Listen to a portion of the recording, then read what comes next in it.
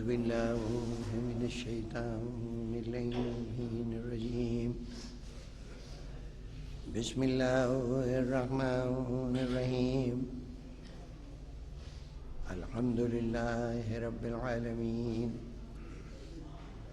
والصلاة والسلام على أشرف الأنبياء والمرسلين وعلى آله وعترته وأهل بيته الطيبين الطاهرين المعصومين. صلوات. اللهم صل على محمد وآل محمد. سامعین گرامی، مختصر سی گفتگو اس لیے کہ احساس ہے کہ مصلی عبادت نماز آپ لوگوں کا منتظر ہے.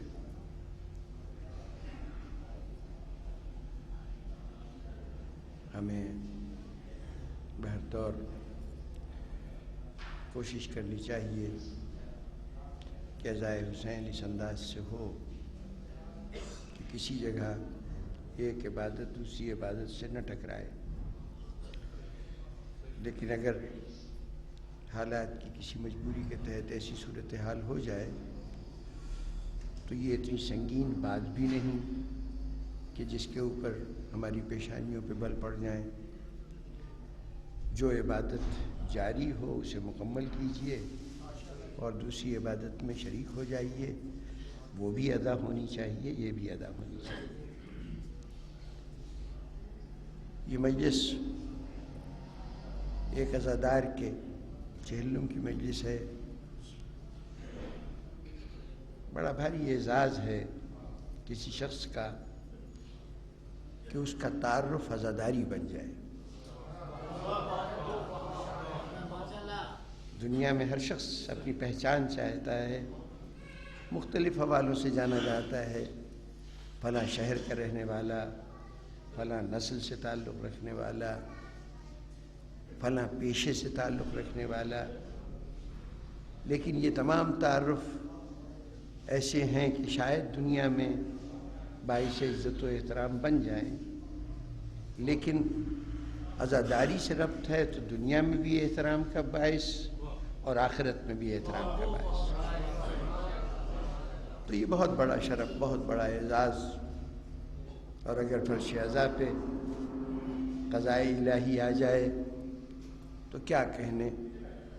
پہلے سند تھی کہ جو محبت آل محمد میں مارا گیا وہ شہید مرا، لیکن اگر دوران عزاداری کوئی دنیا سے گیا تو اس کو یہ تصدیق بھی مل گئی کہ محب آل محمد تھا.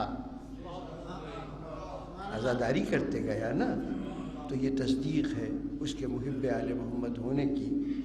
اور یقیناً صاحب مرتبہ ہے وہ ہستی کہ جو اس حوالے سے جانا جائے.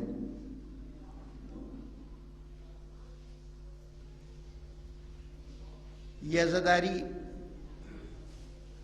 کہنے کو جذبات کا اظہار ہے. جذبہ غم ہے نا، جس کو ظاہر کرنا مقصود ہوتا ہے. دنیا میں جذبے کو جنون کا متبادل سمجھا جاتا ہے. جہاں جذبہ آئے وہاں ہم سمجھتے ہیں کہ اب انسان عقل و شعور سے بیگانہ ہو گیا. اب جو کچھ کر رہا ہے اس میں اس کی عقل کا دخل نہیں، ارادے کا دخل نہیں.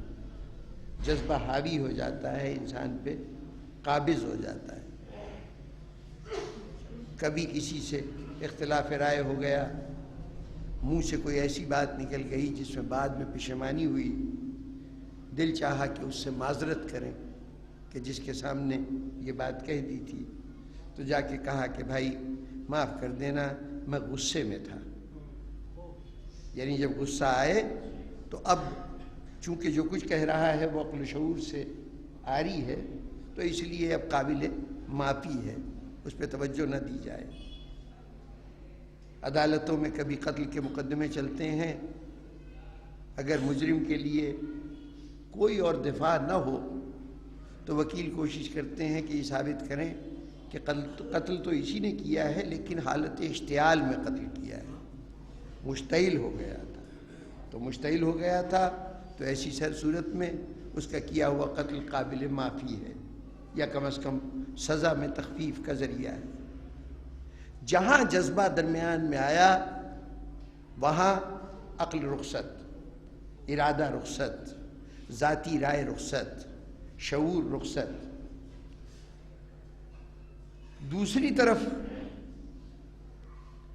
اگر اسلام کے لیے کوئی ایک لفظ استعمال کیا جائے کہ اسلام کیا ہے، تو اسلام در حقیقت شعور کا دوسرا نام ہے۔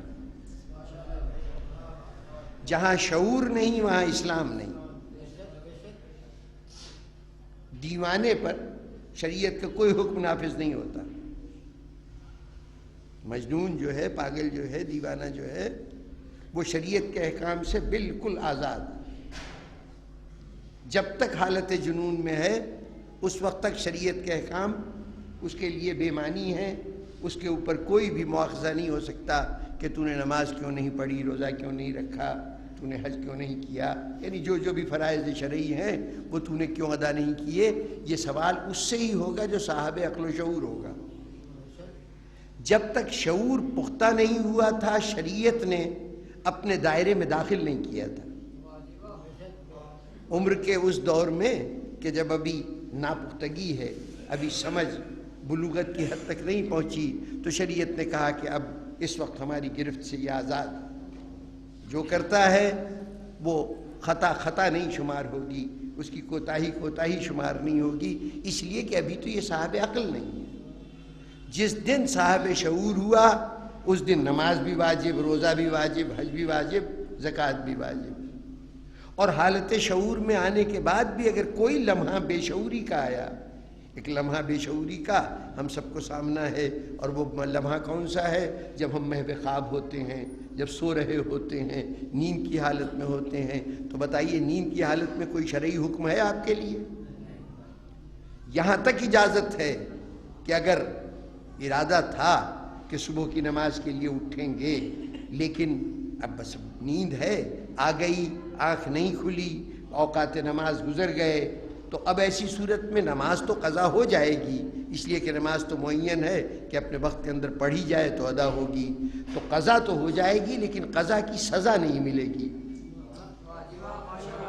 وہ شخص جو سوتا رہ گیا، ارادہ تھا، نیت تھی، دل میں یہ خواہش بھی تھی کہ خدا کرے کہ صبح کی اذان کے بعد آنکھ کھل جائے اور میں نماز پڑھ لوں، لیکن اگر نہیں پڑھ سکا، سوتا رہا، آنکھ نہیں کھلی، تو اب اس سے کوئی شریعت مواخذہ نہیں کرے گی کہ تم سوتے کیوں رہے۔ یہ سوتے رہنے کی صورت میں نماز کی معذرت کیوں قبول ہو گئی؟ اس لیے کہ جب سو رہے تھے تم شعور نہیں رکھتے تھے، تمہیں احساس نہیں تھا، تم اپنے عقل و ارادے کے تحت زندگی نہیں گزار رہے تھے۔ اور قرآن مجید نے خاص طور پر ان لوگوں کے لیے، یہ تو وہ تجربہ ہے جو ہر مومن کو ہوتا ہے کہ نیند کی حالت ہوتی ہے تو اس صورت میں شریعت کی پابندیاں اٹھ جاتی ہیں۔ کچھ ایسے بھی خطا کار ہیں کہ کوئی ایسی چیز استعمال کر لیں، ایسی غذا استعمال کر لیں کہ جو عقل و شعور کی دشمن ہو، تو کہہ دیا گیا کہ دیکھو جب تک تم عقل سے دور ہو نماز کے قریب مت آنا، لا تقربوا الصلاۃ انتم سکارا، جب تک تم نشے کی کیفیت میں ہو، بے خودی کی کیفیت میں ہو، تو اس وقت نماز کے قریب نہ آنا، اس لیے کہ نماز شریعت ہے، اور شریعت شعور کے ساتھ ہے، بے شعوری کے ساتھ نہیں۔ غور کیجئے گا کہ اسلام کا سب سے بڑا تقاضا یہ ہے کہ شعور رہے۔ اس شعور کی معراج یہ ہے۔ شعور کیا ہے؟ یہ ادراک، میں کون ہوں، کہاں ہوں، کیا مقاصد ہیں، کون سا فریضہ ہے، کون سی ذمہ داریاں مجھ پہ عائد ہوتی ہیں، ان سب کا احساس ہونا شعور کہلاتا ہے۔ اور جب یہ شعور ہے تو اب اس کا مطلب یہ ہے کہ جہاں یہ کیفیت ختم ہوئی وہ بے شعوری ہے، اور جہاں بے شعوری ہے وہاں شریعت نہیں، وہاں اسلام نہیں۔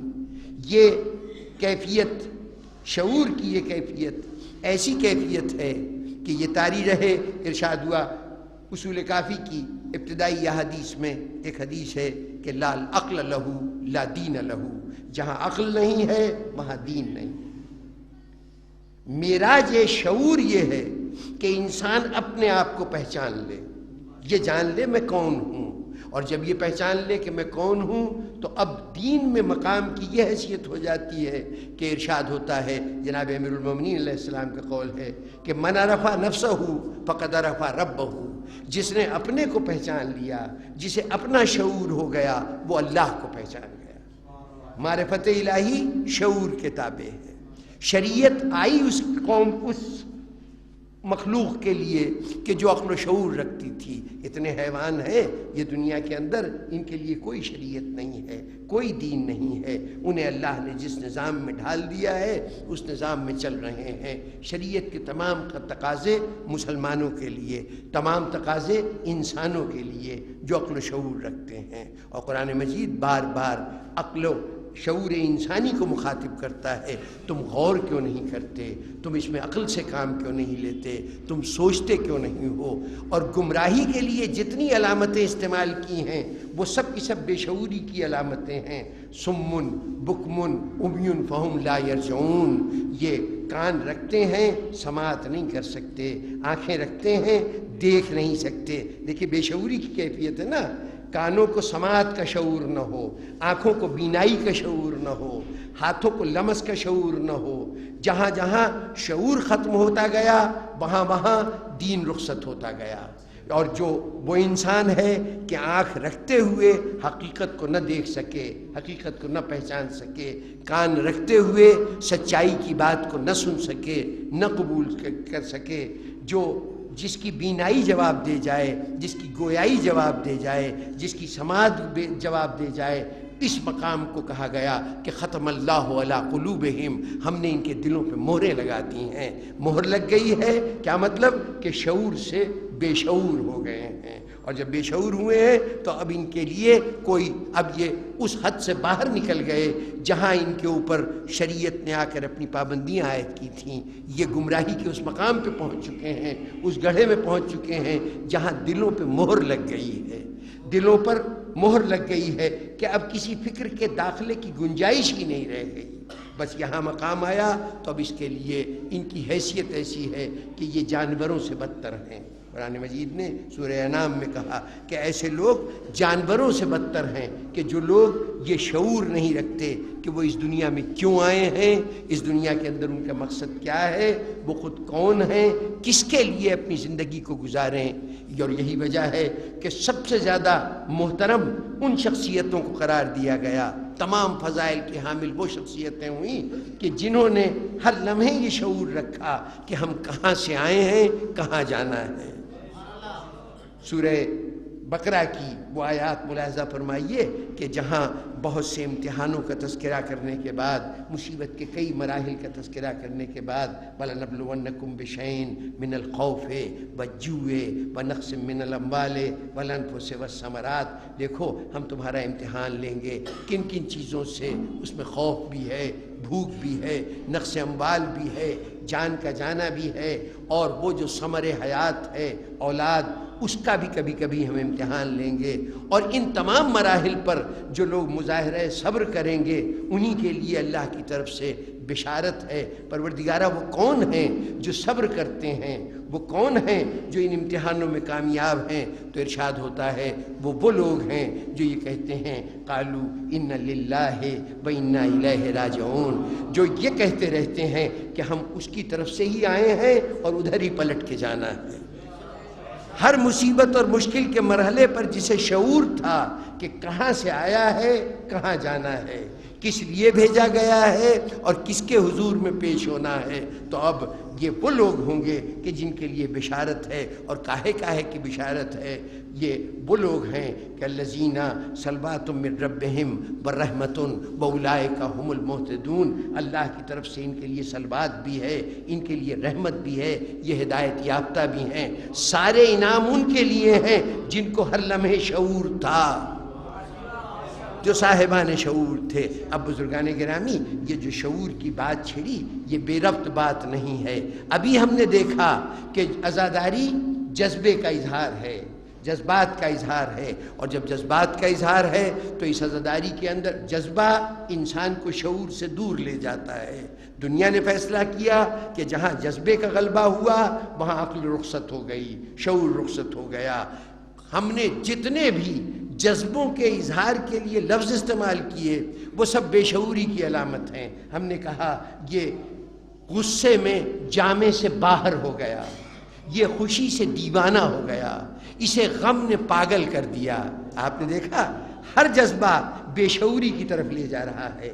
ایسے موقع پر عزاداری عبادت قرار پائے، عزاداری ایک عظیم فریضہ قرار پائے جو تمام تر جذبے کا اظہار ہو۔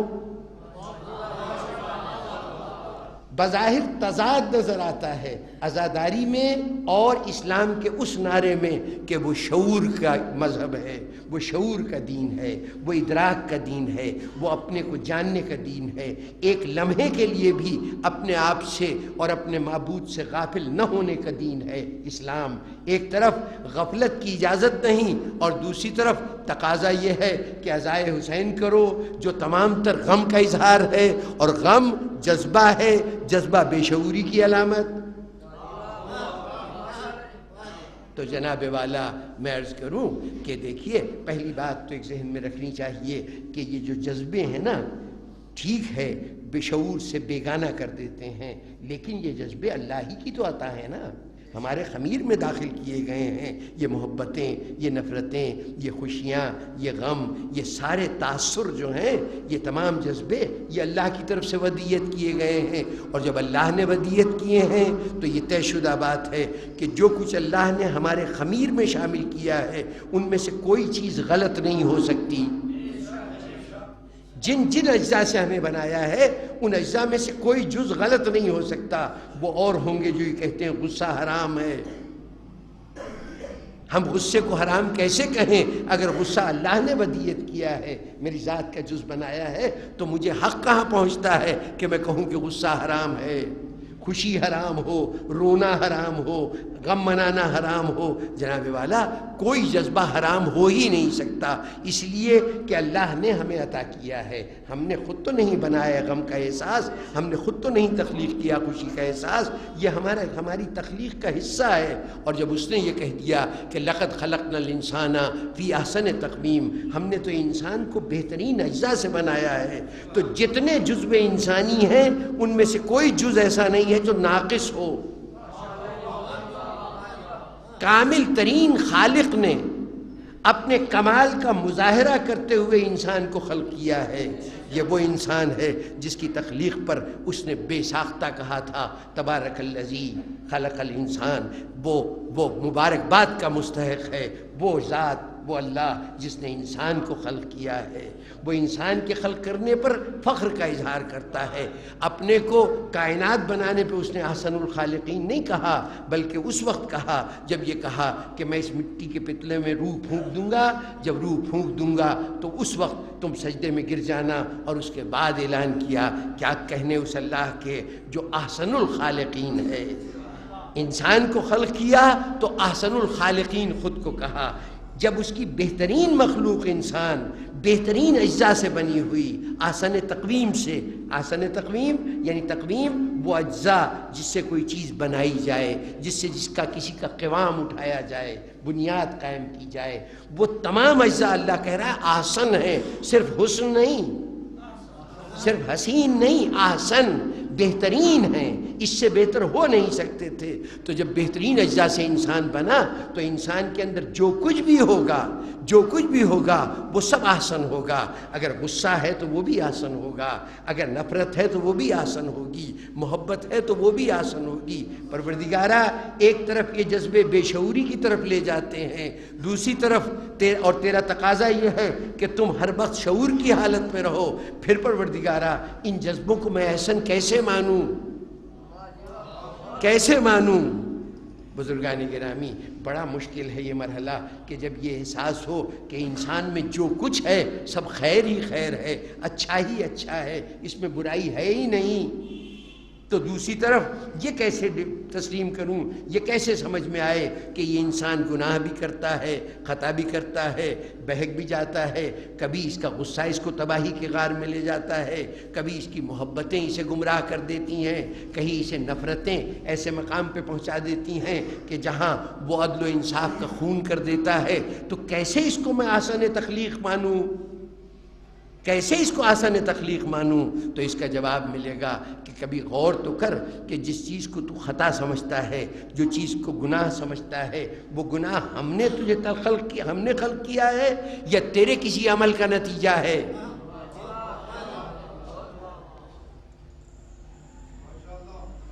ہاتھ میں بندھی ہوئی گھڑی، اس میں جتنے پرزے لگائے گئے ہیں وہ اس لیے لگائے گئے ہیں کہ یہ گھڑی آپ کو صحیح وقت دیتی رہے، اسی لیے لگے ہیں نا۔ جو چیز ہے وہ سب مل کے اس عمل کو سر انجام دیتے ہیں جس کا نتیجہ یہ ہے کہ آپ کو وقت معلوم ہو جاتا ہے۔ وہی گھڑی صحیح ہے جس کے تمام اجزاء وہ کام کر رہے ہوں جس کے لیے وہ بنائے گئے ہیں، یعنی کیا کام کر رہے ہوں کہ آپ کو صحیح وقت دے رہے ہوں۔ اب کسی مرحلے پر دل چاہا کہ ذرا اس مشین کو کھول کے تو دیکھیں کہ یہ اندر سے کیسی بنی ہوئی ہے۔ اب جو کھولا تو جانتے تو تھے نہیں کہ کس پرزے کو کہاں لگانا چاہیے، کھول تو لیا لیکن جب دوبارہ باندھنے کا مرحلہ آیا تو ایک پرزے کی جگہ دوسرا پرزہ لگایا، ایک گراری کی جگہ دوسری گراری لگائی، ایک چابی کی جگہ دوسری چابی، یعنی میں نہیں جانتا اس کے مختلف اجزاء کے نام کیا ہوتے ہیں۔ آپ نے ان اجزاء کو بدل دیا، میں نے ان اجزاء کو بدل دیا، کوئی جز تبدیل نہیں ہوا، کوئی نیا جز شامل نہیں ہوا، کوئی جز کم نہیں کیا گیا، وہی کچھ ہے جو کسی گھڑی ساز نے بڑی مہارت سے ایک جگہ پہ جمع کیا تھا، کل تک صحیح وقت دیتی تھی، اب جو میں نے اس کو عدل بدل دیا تو صحیح وقت تو دینا دور درکنار، اب وہ سرے سے چل ہی نہیں رہی ہے۔ یہ نہ چلنا کس کا قصور ہے؟ اس گھڑی کا، اس کے اندر کوئی چیز غلط نہیں ہے، کوئی پرزہ غلط نہیں ہے، یہ سب پرزے صحیح وقت دینے کے لیے بنائے گئے تھے۔ ہوا کیا ہے؟ ترتیب بدل گئی ہے۔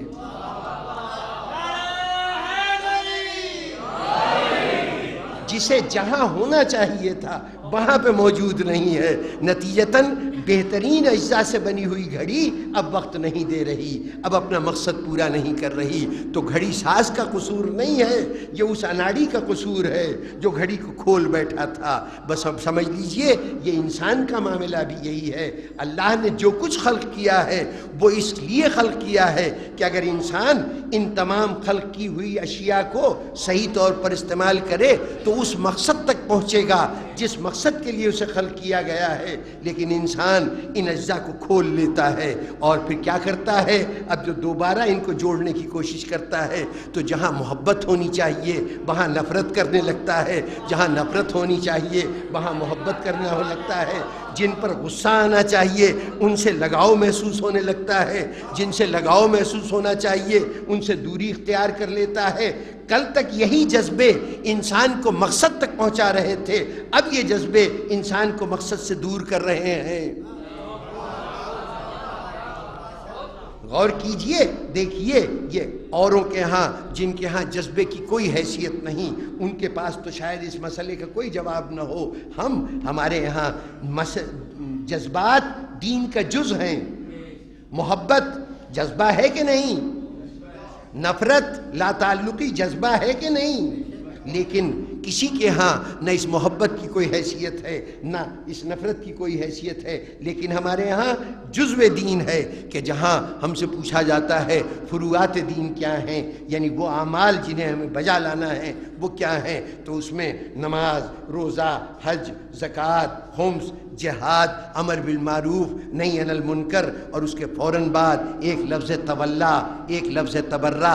تولا کیا ہے؟ یہ جاننا کہ محبت کس سے کی جائے، تبرہ کیا ہے؟ یہ جاننا کہ نفرت کس سے کی جائے۔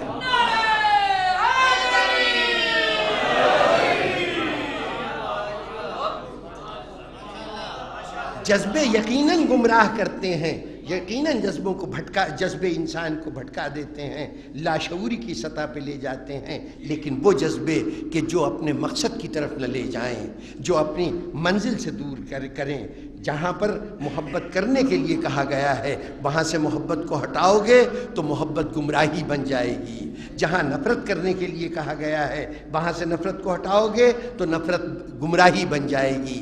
راہ پہ رہنا ہے تو شعور رکھو کہ یہ جذبہ کیوں دیا گیا ہے، اور جس سے اس جذبے کا جس مقام پہ اظہار ہو رہا ہے کیا وہ مقام یہ مقام ہے کہ اس کا اظہار کیا جائے یا نہ اظہار کیا جائے۔ آپ کو دنیا نے تو یہ کہا کہ محبت میں اندھا ہو جاتا ہے انسان، دنیا نے تو یہی کہا نا کہ اس کی آنکھوں پہ محبت نے پٹی باندھ دی ہے۔ والدین اگر دیکھتے ہیں کہ اولاد ذرا بہرا رو ہو رہی ہے، ان کی خواہش کے مطابق نہیں چل رہی، تو عموماً جواز یہ دیتے ہیں کہ وہ جو بیوی آئی ہے نا اس نے ایسا اس کو پٹی پڑھائی ہے کہ اس کی محبت میں یہ بالکل اس کی آنکھوں پہ پٹی بندھ گئی ہے کہ اب تو یہ بزرگوں کی بات نہیں سنتا۔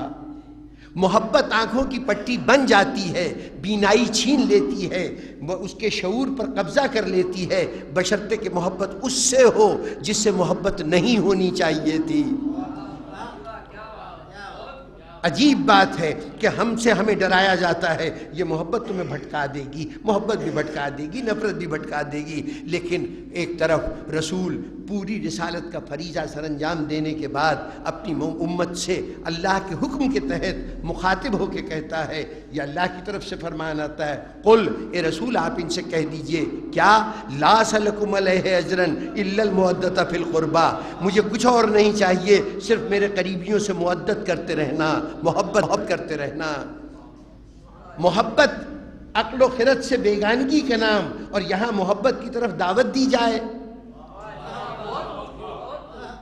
خود وعدہ کیا گیا کہ ان الذین آمنوا وعملوا الصالحات سیجعل لهم الرحمن ودا، سورہ مریم کا ارشاد ہے کہ جو لوگ ایمان لائے ہیں، عمل صالح کرتے ہیں، جس کے ایمان کی اللہ تصدیق کرے، جس کے عمل صالح کو اللہ عمل صالح قرار دے، ان سے وعدہ کر رہا ہے کہ اللہ کا وعدہ ہے کہ ہم تمہاری محبت لوگوں کے دلوں میں پیدا کر دیں گے، ہم لوگوں کے دلوں میں تمہاری محبت کا چراغ روشن کر دیں گے۔ پروردگارا، محبت تو شعور سے بیگانہ کر دیتی ہے، اور تو ہمارے دلوں میں محبت پیدا کرے گا تو ہم شعور سے بیگانے ہی ہو جائیں گے نا۔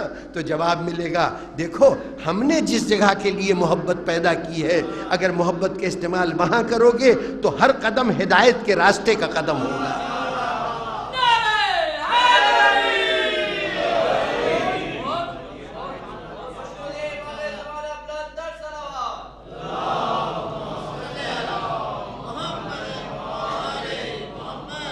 ہماری ناسمجھی دیکھیے کہ ہم یہ کہتے ہیں کہ عبادت میں خضوع و خشوع ہونا چاہیے۔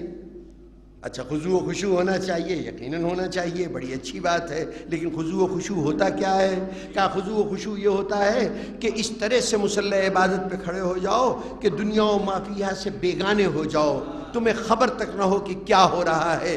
جتنا تم اپنے آپ کو عبادت میں اس طرح سے منہمک کرو گے کہ ساری دنیا سے بیگانے ہو جاؤ، سمجھ لینا یہ کمال عبادت ہے۔ یہی کہا جاتا ہے نا بزرگان محترم، اور فوراً ایک دلیل دی جاتی ہے کہ کیا کہنے وہ خضوع خشوع والی شخصیت علی ابن ابی طالب کی ذات کہ دوران نماز اگر پیروں سے تیر نکل گیا علی کو خبر نہیں ہوئی۔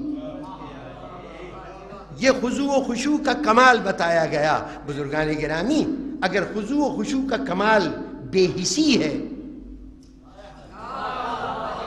زخم میں لگا ہوا تیر کھینچ لیا جائے اور اس کا پتہ نہ چلے تو اس کا مطلب ہے اس وقت حس ختم ہو گئی ہے۔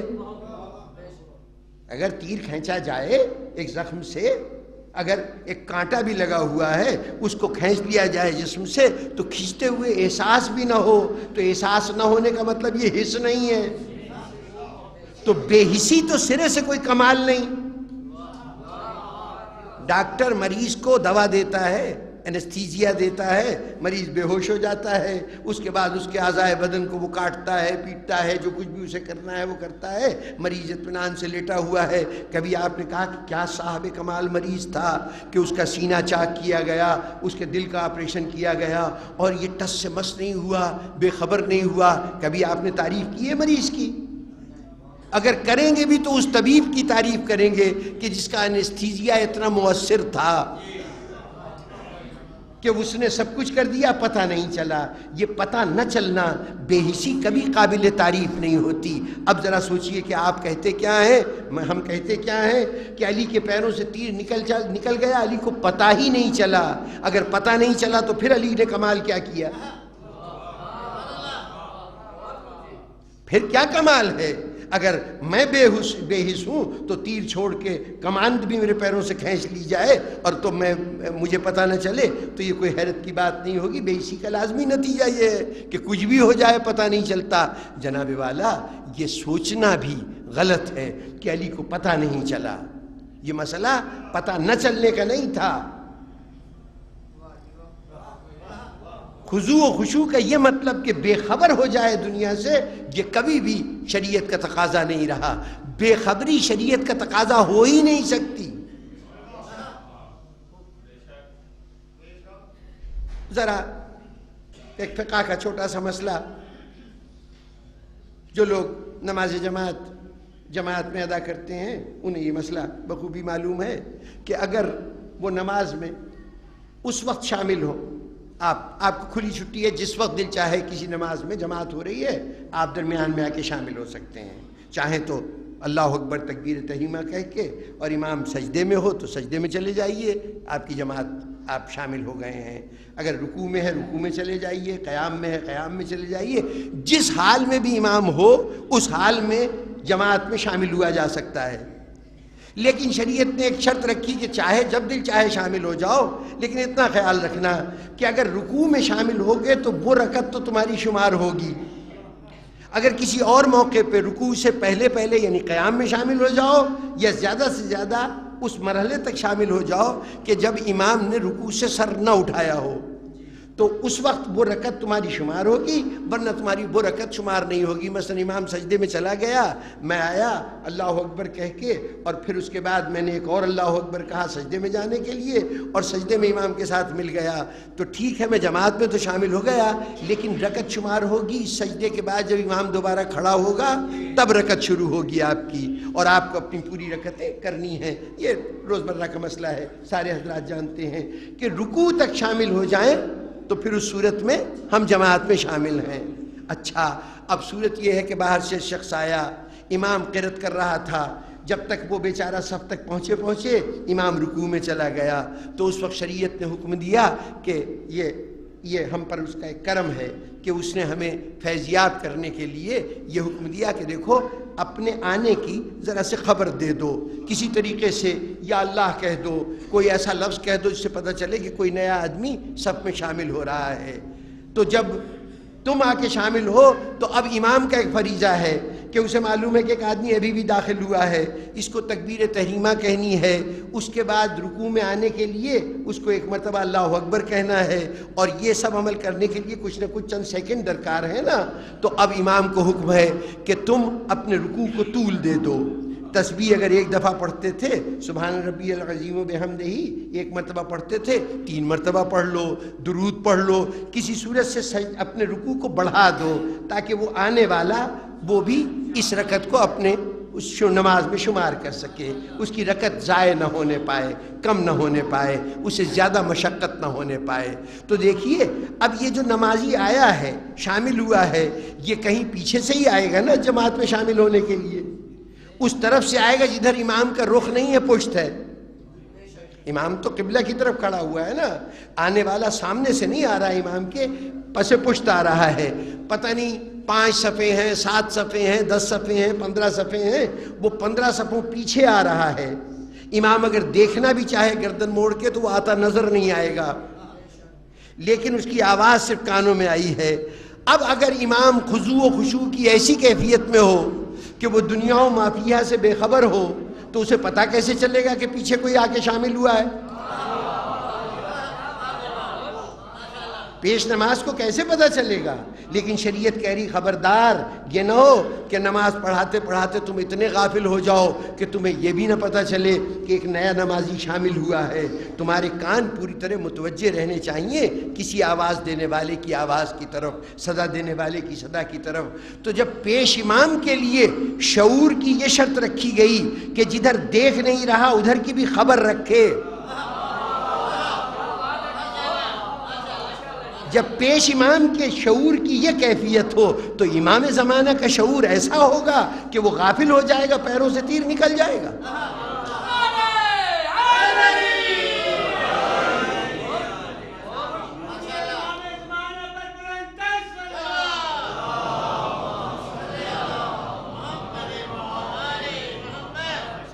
بزرگان گرامی، آپ اپنی روزمرہ کی زندگی دیکھیے، صورتحال کیا تھی؟ میں مسئلے کی وضاحت کر دوں، یہ نہ ہو کہ الجھن ذہنوں میں رہ جائے۔ یقیناً یہ واقعہ درست ہے کہ علی کے دوران نماز تیر نکالا گیا، لیکن اس کو بے خبری نہ سمجھیے، اس کو بے حسی نہ سمجھیے، اس کو بے شعوری کی کیفیت نہ سمجھیے۔ یہ مقام کیا ہے؟ صورت احوال یہ ہوتی ہے کہ ہم عام طور پر جو زبان، جو گفتگو استعمال کرتے ہیں، ممبر پہ پہنچتے ہیں تو وہ زبان زیادہ سے زیادہ مہذب ہوتی ہے، قواعد و ضوابط کے مطابق ہوتی ہے۔ کوئی ہلکا پھلکا لفظ جو ہم بازاروں میں، سڑکوں پر کاروبار کرتے ہوئے، دوست احباب سے گفتگو کرتے ہوئے بے تکلفی میں جو زبان استعمال کرتے ہیں، جو الفاظ بولتے ہیں، وہ ہم ممبر پہ وہ الفاظ استعمال نہیں کرتے۔ جو ہم اپنے دوست سے بے تکلفانہ لہجے میں بات کرتے ہیں، اپنے کسی بزرگ کے سامنے پہنچتے ہیں تو وہاں ہمارا لب و لہجہ بدل جاتا ہے، ہم وہ لفظ استعمال نہیں کرتے۔ یہ نہیں کہ وہ لفظ غلط تھے، یہ نہیں کہ وہ غیر مناسب تھے، لیکن جہاں یہ احساس ہوا کہ جس کے سامنے ہم یہ بات کر رہے ہیں اس کے مقام و مرتبے کا تقاضا یہ ہے کہ وہاں پر زبان کو قابو میں رکھا جائے، احتیاط سے بات کی جائے، ایک حد سے آگے نہ بڑھا جائے، بے تکلفی کی ایک دیوار درمیان میں حائل ہے، اس دیوار کو پھلانگنے کی کوشش نہ کی جائے۔ یہ کب؟ جب یہ احساس ہوا کہ میرے سامنے ایک بزرگ موجود ہے، محترم موجود ہے، یہ جس مقام پہ ہوں وہ مقام بڑا محترم ہے۔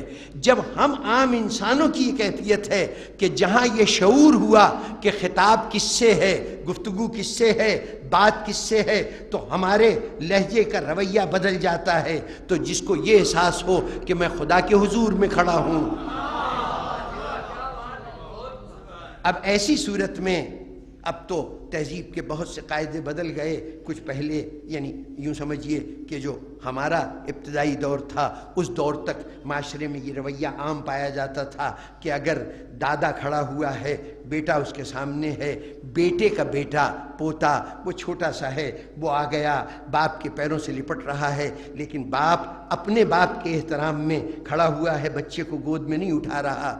یعنی یہ اس کے لیے ایک شرم کی سی بات تھی کہ اپنے بابا کے سامنے اپنی اولاد کو اٹھائے۔ چنانچہ وہ بچہ حسرت بھری نظروں سے باپ کو دیکھ رہا ہے، لیکن اس کے باوجود باپ اپنے باپ کی موجودگی کا احترام کرتے ہوئے اس بچے کو اس وقت نہیں اٹھا رہا۔ کیا اس کی محبت کم ہو گئی ہے؟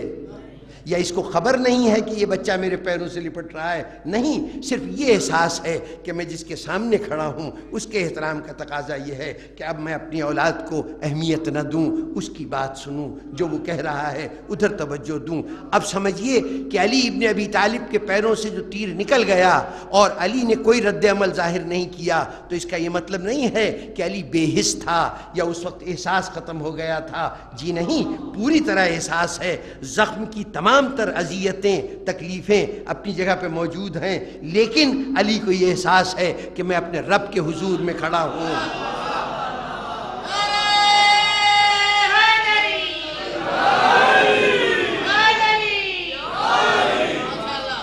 یہ بے شعوری کی منزل نہیں ہے، یہ شعور کی انتہا ہے۔ جہاں یہ شعور ہے وہ میرے سامنے کس کی ذات ہے، میں کس کے حضور میں کھڑا ہوں۔ اب یہاں ایک تیر کیا، پورا جسم تیروں سے چھلنی ہوتا، تمام تیروں کو کھینچا جاتا، لیکن جس کی بارگاہ میں کھڑا ہوں اس کا تقاضا یہ ہے کہ اب میں کسی دنیا کی خواہش کی، دنیا کی کسی اذیت، کسی تکلیف، کسی راحت، کسی ناراحتی کی طرف توجہ نہ دوں۔ احساس موجود ہے، اذیت موجود ہے، درد موجود ہے، لیکن یہ احساس سب سے بڑا احساس ہے کہ کہاں کھڑا ہوا ہوں۔ یہ شعور کے کمال کی منزل ہے، بے شعوری کی منزل نہیں۔ یہ تمام حسیات کے بیدار ہو کر اللہ کی طرف متوجہ ہو جانے کی منزل ہے، احساس کے ختم ہونے کی منزل نہیں ہے۔ اور یہاں پر سوال، اگر دیکھیے، اگر یہ کہا جائے کہ علی بے حس ہو گئے تھے علی کو شعور احساس ہی نہیں تھا کہ یہ تیر کھینچا جا رہا ہے تو یہی علی ہے، یہی مسجد ہے، یہی نماز پڑھ رہا ہے۔ سائل نے سوال کیا، ادھر علی نے ہاتھ بڑھا دیا، انگوٹھی اتار لے، اپنی ضرورت پوری کر لے۔ پیروں سے تیر نکل جائے، ہم نے کہا علی کو خبر نہ ہوئی، اور سائل سوال کر رہا ہے، ظاہر ہے مسجد کے دروازے پہ کھڑا ہو کے سوال کر رہا ہوگا، علی قبلہ رو کھڑے ہوئے ہیں، یعنی پشت ہے مسجد کی طرف۔ اس سائل نے سوال کیا، علی نے ہاتھ بڑھا دیا، انگوٹھی دے دی، تو یہ انگوٹھی دے دی۔ اب جو دوران نماز پس پشت کیے جانے والے سوالی کے سوال کو فوراً جواب دے اور اس کے سوال کو پورا کرے، اس علی کو تیر نکل جائے خبر نہ ہو، وہ کہیں گے کہ جناب روایت میں تو یہ ہے کہ سوالی نے آ کے کہا کہ اے رسول کے صحابیوں، میں حاجت مند ہوں، تم میں سے کوئی میری حاجت پوری کر دے۔ اس پہ سناٹا رہا۔ پھر اس نے دوسری مرتبہ سوال کیا، اے مدینے کے لوگوں، میں حاجت مند ہوں، میری سوال پورا کر دو۔ کسی نے سوال پورا نہ کیا۔ پھر تیسری مرتبہ وہ مخاطب ہوا، پروردگارا، میں تیری مسجد سے، تیرے رسول کی مسجد سے خالی ہاتھ واپس جا رہا ہوں، میری ضرورت پوری نہیں ہوئی۔ اس وقت علی نے ہاتھ بڑھایا، تو کم از کم پہلے 2 مرتبہ تو علی خاموش ہی رہے۔ جواب میں یہ کہا جائے کہ علی کو پتہ تو چلا، لیکن دیر سے پتہ چلا۔ بزرگان گرامی، دیر سے نہیں پتہ چلا، علی بارگاہ ایزدی میں کھڑے ہوئے ہیں، کانوں میں آواز آ رہی ہے، سوالی سوال کر رہا ہے دنیا والوں سے۔ جب تک اس کے مخاطب دنیا والے تھے، علی کا اس وقت مسئلہ نہیں ہے، اس وقت اللہ کے حضور میں کھڑا ہوا ہے۔ دنیا والے اپنے مسائل کے ساتھ دنیا میں رہیں، لیکن اچانک اس نے خطاب کیا اللہ سے۔ علی اللہ کے دربار میں موجود ہے۔ اس مرحلے پر سوالی کہہ رہا ہے، پروردگارہ گواہ رہنا، تیرے نبی کی مسجد سے میں خالی ہاتھ جا رہا ہوں۔ جیسی اس کا رخ رسول کی اللہ کی طرف ہوا، اب گویا وہ علی کی آنکھوں میں آنکھیں ڈال کر دیکھ رہا ہے۔ اب علی نے فوراً ہاتھ بڑھا دیا کہ تو اگر اس دربار کے وساطت سے آیا تھا تو اس دربار میں تو میں کھڑا ہوا ہوں، یہاں تیری آواز مجھ تک براہ راست پہنچ رہی ہے۔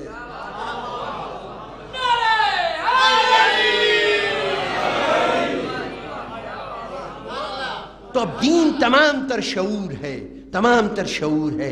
ایک ابھی منزل نہیں ہے مصائب کی، لیکن ایک پہلو کی طرف توجہ دلا دوں۔ ایک بہت نازک مقام ہے کربلا میں کہ جس مرحلے پر چراغ بجھا دیے گئے تھے، اس مرحلے پر امام حسین علیہ السلام نے اپنی پوری جماعت کے اوپر سے تمام قسم کی پابندیاں اٹھا لی تھیں، ہر قسم کی قانونی پابندی، اخلاقی پابندی، محبتوں کے رشتوں کی پابندی، جذباتی پابندی، اور اس کے بعد حالات کی پابندی، ہر طرح کی۔ یہ میں ایک جملے میں، ایک لفظ میں پوری گفتگو کو سمیٹ رہا ہوں، اس لیے کہ یہ موضوع گفتگو نہیں ہے، صرف ایک بات کی طرف اشارہ کرنا ہے کہ تمام قسم کی پابندیاں اٹھا کر حسین نے یہ کہا تھا چلے جاؤ۔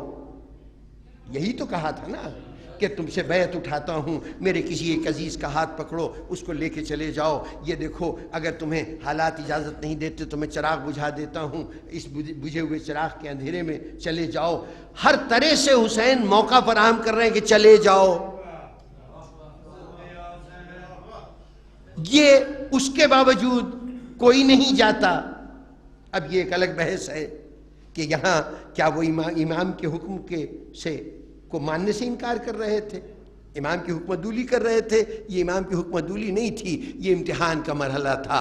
یہ وہ مرحلہ تھا کہ جس طرح کمرہ امتحان میں استاد سامنے موجود ہوتا ہے، لیکن جب پرچہ سامنے رکھ دیتا ہے تو اب اس کے بعد وہی شاگرد کہ جب کبھی آتا تھا یہ پوچھنے کے لیے کہ ذرا اس سوال کا جواب بتا دیجئے، یہ بات میری سمجھ میں نہیں آ رہی، سمجھا دیجئے، استاد کسی حالت میں بھی ہو اس کا جواب دے دیا کرتا تھا۔ کلاس میں پڑھا رہا ہو تب جواب دیتا تھا، راہ گزر میں طالب علم مل گیا، شاگرد مل گیا، اس نے سوال کیا، استاد نے وہاں جواب دے دیا، اس کے گھر پہنچ کے کسی طالب علم نے پوچھا، وہاں استاد نے سمجھا دیا، ہر لمحے پہ سمجھاتا تھا۔ لیکن جب کمرہ امتحان میں اس نے پرچہ امتحان کا سامنے رکھ دیا، اب کوئی طالب علم اٹھے اور کہے جناب یہ جو امتحان میں سوال ہے اس کا جواب تو ذرا بتا دیجئے،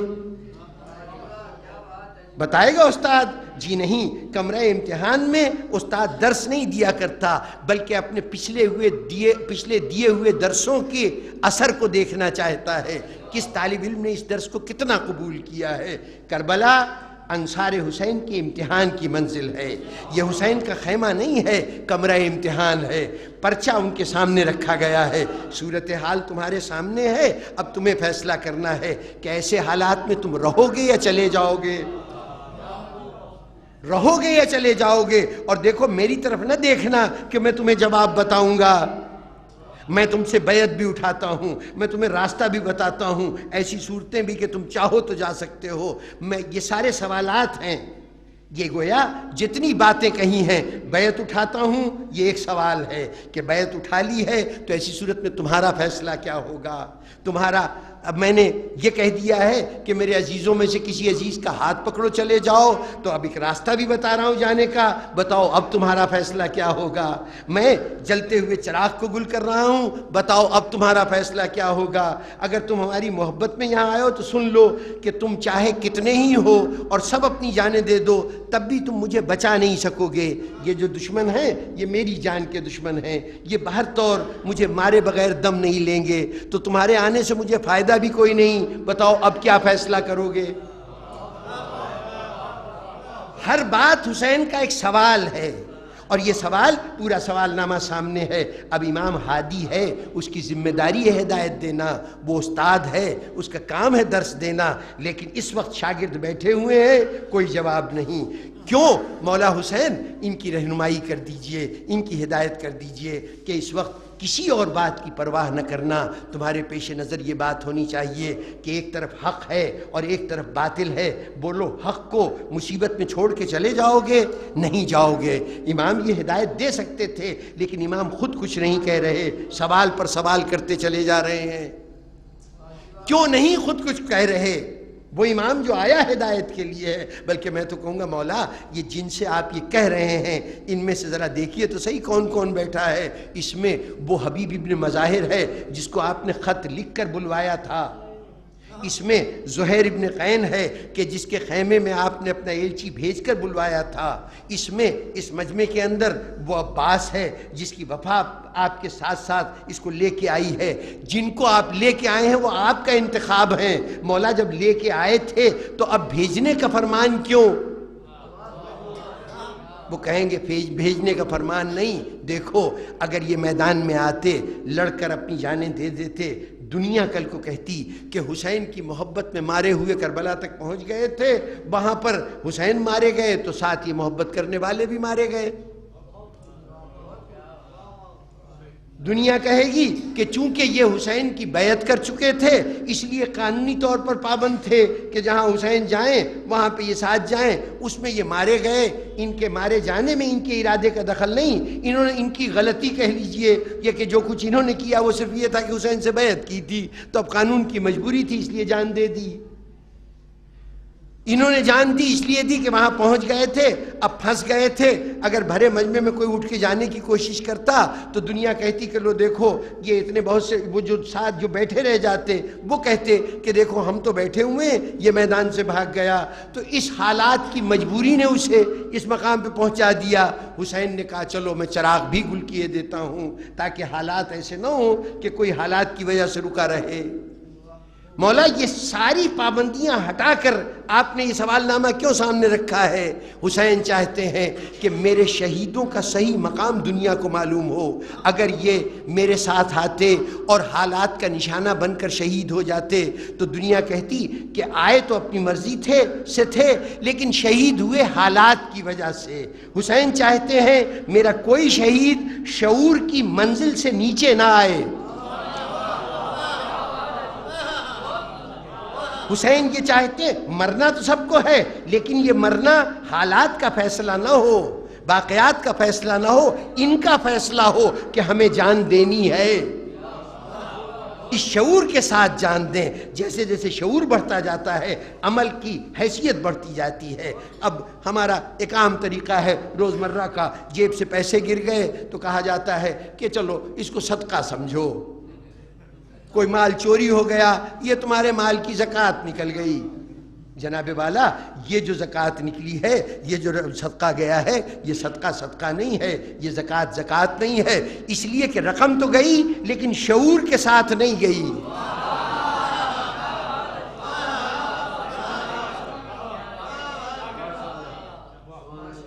ایک شخص دنیا سے مر گیا اور اس کی جو جائیداد تھی، اس کا چھوڑا ہوا جو ترکہ تھا، وہ لوگوں میں تقسیم کر دیا گیا، لوگوں میں بانٹ دیا گیا، اس لیے کہ اس نے کہا تھا کہ میں مر جاؤں تو میرے بعد یہ مال لوگوں میں بانٹ دینا، لوگوں میں تقسیم کر دینا۔ حضور تک یہ بات پہنچی، حضور نے کہا کہ اگر وہ اپنی زندگی میں کھجور کی ایک گٹھلی راہ خدا میں دے دیتا تو وہ کہیں افضل عمل ہوتا کہ آج اس کی ساری دولت لوگوں میں تقسیم کی جا رہی ہے۔ لوگوں نے پوچھا کیوں؟ کہا آج جو دولت تقسیم کی جا رہی ہے یہ دولت اس کی نہیں ہے، اس کے وارثوں کی دولت ہے، یہ وارثوں کی سعادت مندی ہے کہ دولت تقسیم ہو رہی ہے، اس میں اس کا دخل نہیں۔ اس کا دخل اس وقت ہوتا کہ اپنے اس زندگی میں وہ ایک کھجور کی گٹھلی بھی راہ خدا میں دے دیتا تو اس کا مقام بلند ہوتا۔ کیوں؟ وہ گٹھلی وہ شعور کے ساتھ دیتا، یہ جب خود شعور سے عاری ہو گیا ہے تب دولت تقسیم ہو رہی ہے۔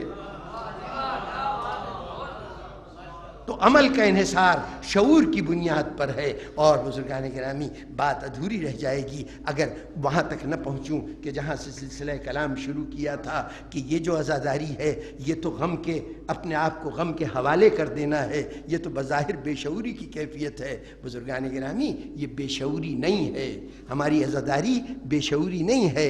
دیکھیے دنیا نے یہ تسلیم کیا کہ غم کی فراوانی دیوانگی میں بدل جاتی ہے، غم کی فراوانی انتہا انسان کو عقل و شعور سے بیگانہ کر دیتی ہے۔ لیکن ہم نے پہلی مرتبہ بتایا کہ ایک غم ایسا بھی ہے کہ جو انسان کو بے شعوری سے شعور کی حدوں میں لے آتا ہے، بے شعوری سے شعور کی حدوں میں لے آتا ہے۔ اور اس کی سب سے بڑی دلیل کیا ہے، اس کی سب سے بڑی پہچان کیا ہے؟ بزرگان محترم، جہاں شعور رخصت ہوتا ہے وہاں زندگی سے نظم و ضبط رخصت ہوتا ہے، قاعدہ قانون رخصت ہوتا ہے۔ جملے میرے واضح ہیں نا؟ شعور رخصت ہوگا تو نظم و ضبط رخصت ہو جائے گا، تنظیم رخصت ہو جائے گی۔ تنظیم نام ہے شعور کا۔ کسی چیز کو ایک خاص ترتیب سے کسی قاعدے قانون کے مطابق رکھنا اسی وقت ممکن ہے جب پوری طرح شعور کام کر رہا ہو۔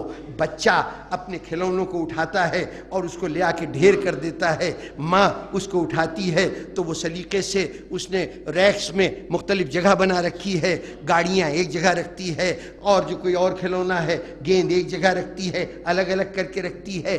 یہ ترتیب بتا رہی ہے کہ بچے نے نہیں رکھی، ماں نے رکھی ہے۔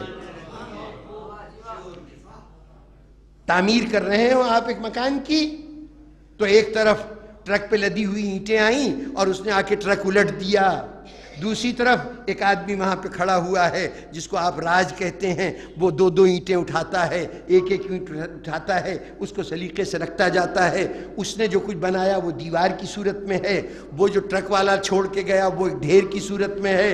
یہ جو ڈھیر ہے بے شعوری کی علامت ہے اور وہ شعور کی علامت ہے، وہ دیوار شعور کی علامت ہے۔ جہاں ترتیب ہوگی وہاں شعور ہوگا، شعور ہوگا تو ترتیب ہوگی، شعور ہوگا تو نظم و ضبط ہوگا۔ آپ نے اس ڈھیری بنانے والے سے نہیں پوچھا کہ تم نے یہ اینٹیں اونچی نیچی کیوں رکھ دی ہیں، لیکن اگر دیوار میں ذرا سے خم نظر آیا تو آپ نے کہا کہ تم نے دیوار کو دیکھا نہیں، یہ سیدھی کیوں نہیں ہے، یہاں سے ٹیڑھی کیوں ہوئی۔ ذرا سے بدنظمی وہاں قابل قبول نہیں جہاں عمل شعور سے کیا جا رہا ہو۔ شعور کا سب سے بڑا تقاضا نظم و ضبط ہے، جہاں نظم و ضبط ہوگا وہاں شعور ہوگا، جہاں نظم و ضبط نہیں ہوگا وہاں شعور نہیں ہوگا۔ بس بزرگان محترم، غموں میں اگر کوئی غموں کی فراوانی میں گریبان چاک کر دے، سر کو کھول دے، منہ پیٹتا رہے، اسے نیک و بد کا امتیاز نہ رہے، یہ احساس نہ رہے کہ زبان سے کیا لفظ نکل رہا ہے، کیا بات کہہ رہا ہے، کوئی بات ایسی تو نہیں کہ جو خدا کے لیے، خدا کے مقابلے میں ایک طرح سے کفر کا کلمہ ہو، ناشکری کا کلمہ ہو، شکوے تو نہیں کر رہا۔ یہ سب کیفیتیں غم میں ہوتی ہیں کہ انسان بے قابو ہو جاتا ہے۔ جب تک بے قابو ہوتا رہے سمجھ لیجئے کہ یہ بے شعوری پیدا ہو رہی ہے۔ لیکن جہاں کیفیت یہ ہو کہ غم کا اظہار کرے تو اس طرح کرے کہ آئے جس جگہ غم کا اہتمام کیا گیا ہے، اظہار غم کا اہتمام کیا گیا ہے، وہاں پہنچا ہے تو اسے معلوم ہے کہ اسے کہاں بیٹھنا ہے، کس طرح بیٹھنا ہے، دوران گفتگو اس کا رویہ کیا ہونا چاہیے، پوری طرح شعور موجود ہے۔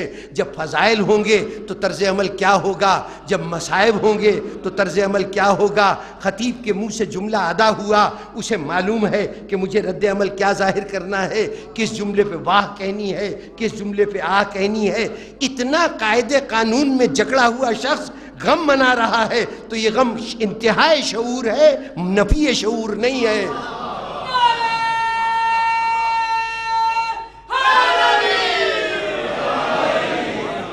بلکہ آئیے دنیا سے فخر کے، دنیا کے سامنے فخر کے ساتھ کہیے، پورے اعتماد کے ساتھ کہیے، آؤ پوری دنیا، ساری دنیا، ہر مذہب، ہر دین، ہر قانون، ملکوں کا قانون، اس نے آ کر یہاں پہ ہتھیار اٹھا لیے کہ اب جہاں پر عقل و شعور تھی وہاں تک ہمارا قانون بھی چلتا تھا، وہاں تک ہماری شریعت بھی چلتی تھی، وہاں تک ہمارے احکام بھی چلتے تھے، لیکن جب عقل و شعور سے بیگانہ ہوا تو ملک کے قانون نے بھی رعایتیں دینی شروع کر دیں۔ حالت اشتعال میں قتل کیا ہے، اس لیے اس کی سزا کم کر دی جائے، یہ قاتل تو ہے لیکن اس کو قتل کے بدلے میں قتل نہ کیا جائے بلکہ چند سال کی سزا دے دی جائے۔ جتنا زیادہ اشتعال تھا اس اعتبار سے سزا کم۔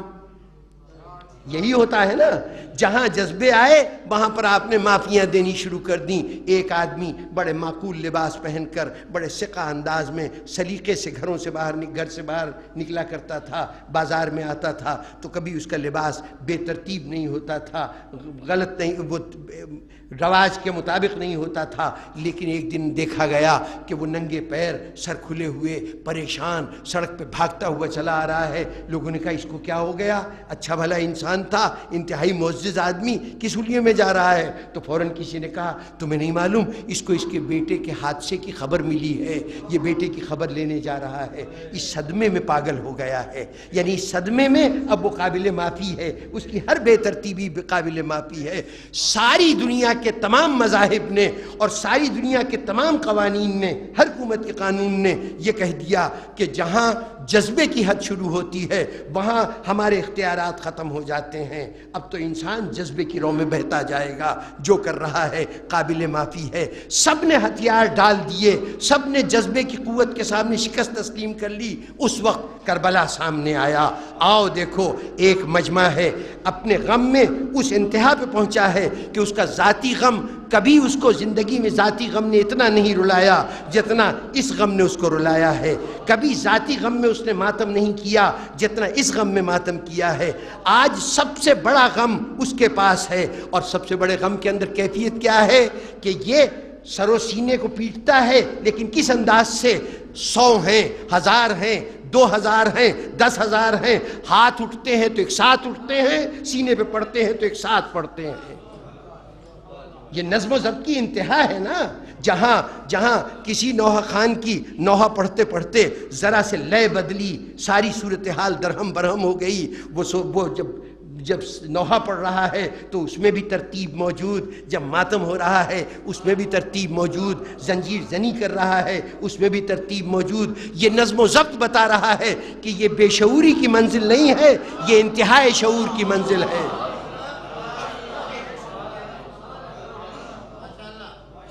بس بزرگان گرامی، اور کیوں نہ ہو اس عزاداری میں یہ شعور؟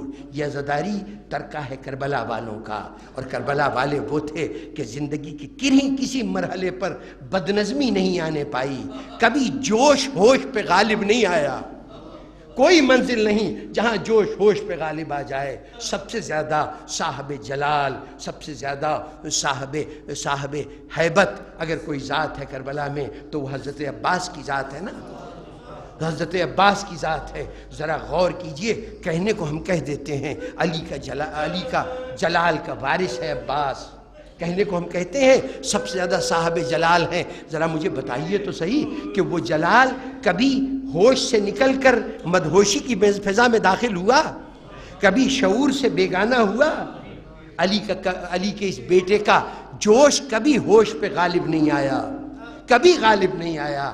ارے پہلا موقع تھا، علی کا بیٹا میدان میں گیا تھا، بزرگان محترم، جب اس واقعے کو دیکھتا ہوں تو مجھے کئی پہلو اس میں عجیب و غریب نظر آتے ہیں. ایسا لگتا ہے کہ یہ عباس نہیں ہے، علی کی شبیہ ہے. کون سا واقعہ؟ بظاہر بالکل چھوٹا سا واقعہ. جنگ صفین میں پہلی مرتبہ علی کے اس بیٹے کو میدان میں بھیجا گیا تھا.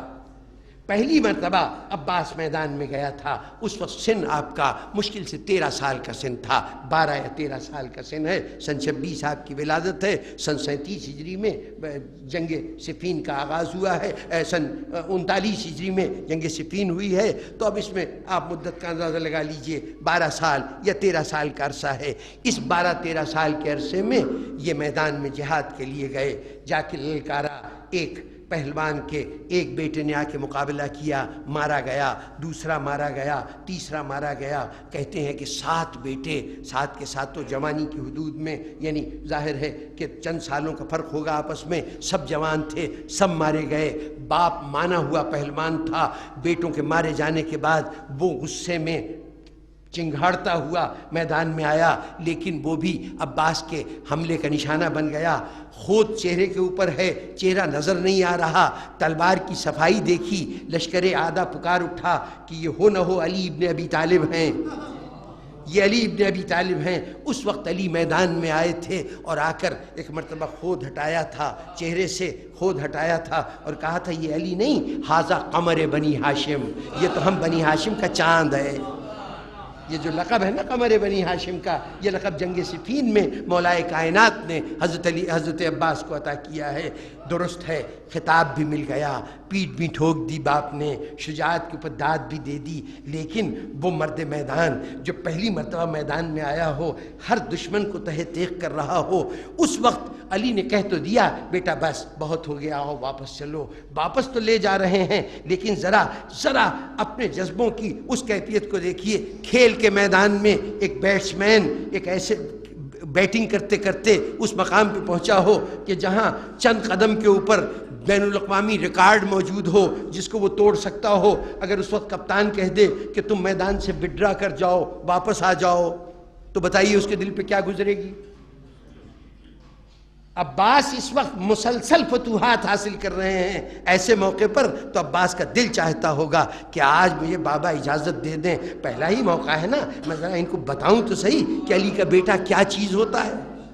لیکن جدھر امام نے کہا بس بیٹا بہت ہو چکا، ہمیں تو صرف دکھانا تھا کہ میرے عباس کے بازو کیسے ہیں، بتانا تھا کہ میرا فرزند کیسا ہے، یہ کہہ کر عباس کو میدان سے لے آئے. یقیناً علی کا بیٹا داد شجاعت لے کر آیا ہے، یقیناً علی کا بیٹا داد شجاعت لے کر آیا ہے، لیکن اس کے ساتھ ساتھ اس کے جذبے کا خون ہو گیا ہے. جذبے کا خون تو ہوا، لیکن یہاں یہ نہیں کہا بابا ذرا 2 گھڑی ٹھہر تو جائیے، میں ذرا ابھی ان کو سبق تو سکھا دوں. نہیں، کوئی جذبہ یہاں پر آگے نہیں بڑھ سکتا. ہوش نے کہا خبردار عباس، امام کا حکم امام کا حکم ہے، باپ کا حکم باپ کا حکم ہے، بیٹا پلٹ جاؤ. چنانچہ عباس میدان سے پلٹ گئے. یہ پہلا مرحلہ تھا. اور پھر اس کے بعد دیکھیے جتنی منزلیں ہیں سب ہوش کی منزلیں ہیں. بابا کے شہادت کی منزل پر کیا عباس کو جوش نہیں آیا ہوگا کہ عبد الرحمن ابن ملجم کو تہہ تیغ کر دیں؟ لیکن عباس نے یہ اقدام نہیں کیا، اس لیے کہ علی ابن ابی طالب نے امام حسن کو مخاطب کر کے کہا تھا بیٹا حسن تمہیں کوئی تگ و دو کرنے کی ضرورت نہیں، میرا قاتل ابھی گرفتار کر کے لایا جاتا ہے. اب گویا یہ اشارہ تھا کہ اگر حسن کو روکا جا رہا ہے تو عباس تم تو کبھی جرت نہ کرنا اس وقت تلوار اٹھانے کی. یہ عباس اپنے لیے حکم سمجھ رہے ہیں. اور پھر وہ منزل کہ جہاں بڑے سے بڑے بزدل کو بھی جوش آ جائے، ٹھنڈے سے ٹھنڈا خون بھی کھولنے لگے. وہ منزل چھوٹی منزل نہیں تھی کہ رسول کے فرزند حسن کا جنازہ اٹھ رہا ہو، اس جنازے پہ تیر برس رہے ہوں، تیر برس رہے ہوں. کیا کیفیت ہوئی ہوگی عباس کی، تصور کیجئے.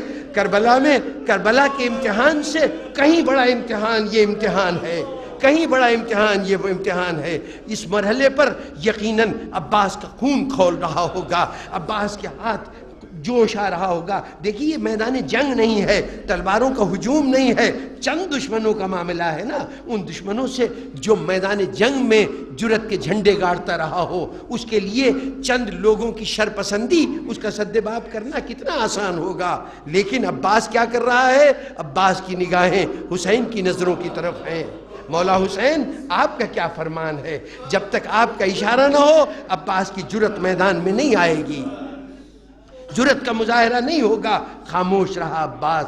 یہاں بھی ہوش غالب رہا جوش کے اوپر, جوش نے غلبہ نہیں کیا. حالانکہ اب عباس کی عمر جو ہے وہ اس مقام پہ پہنچ چکی ہے, یعنی اب 22 سال کا جوان ہے عباس.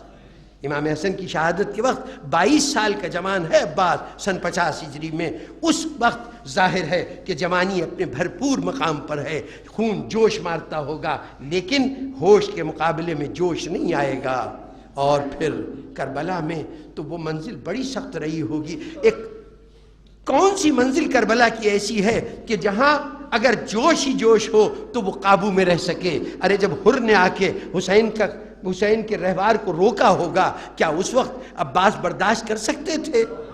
برداشت کر سکتے تھے. لیکن دیکھ رہے تھے میرے آقا کی نگاہیں کیا کہہ رہی ہیں, میرے آقا کی منشا کیا ہے. اور یوں تو راویوں نے بہت کچھ بیان کیا ہے, خاص طور پر شاعروں نے مرثیوں میں بہت کچھ نظم کیا ہے, لیکن حقیقت امر یہ ہے کہ کربلا میں جب حسین نے لگے ہوئے خیموں کو اٹھانے کا حکم دیا ہے تو کیا مجال تھی کہ کسی کے ماتھے پہ بل آ جائے.